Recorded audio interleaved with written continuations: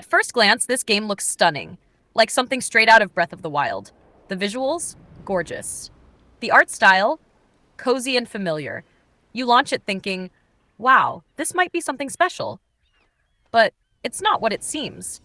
Honestly, when you start playing Palia, you get those Breath of the Wild vibes.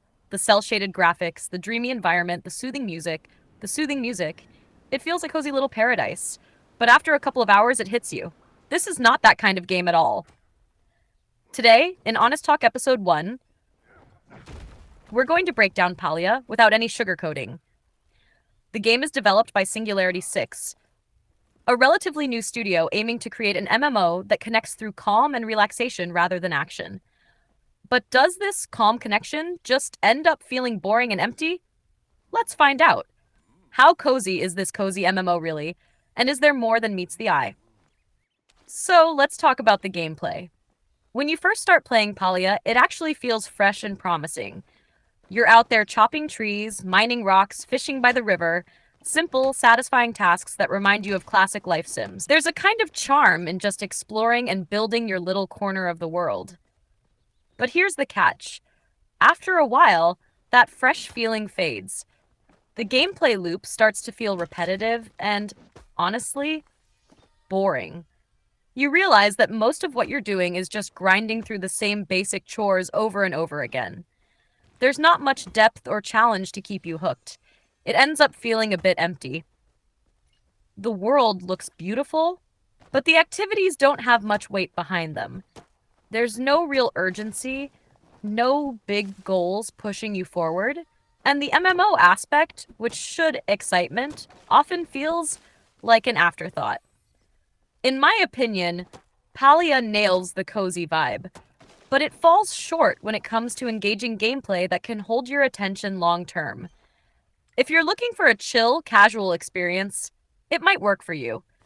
But if you want something deeper or more dynamic, you'll probably end up bored pretty fast. Now, since Palia is an MMO, the multiplayer and community experience should be one of its strongest points. But the reality? It's a bit complicated.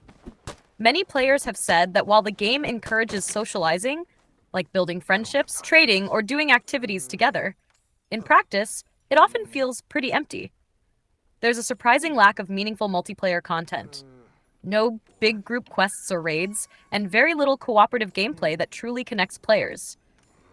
On top of that, the social interactions can be hit or miss.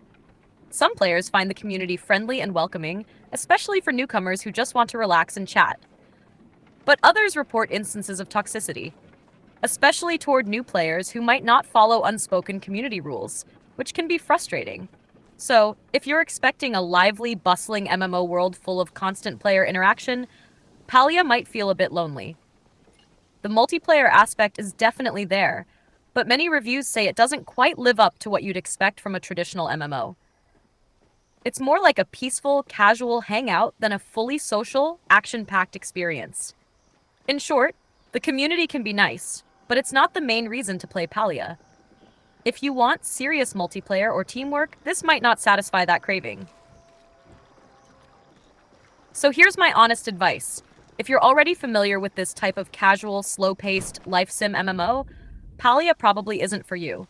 It doesn't bring anything new or exciting to the table, and after the initial charm fades, the game feels repetitive and empty.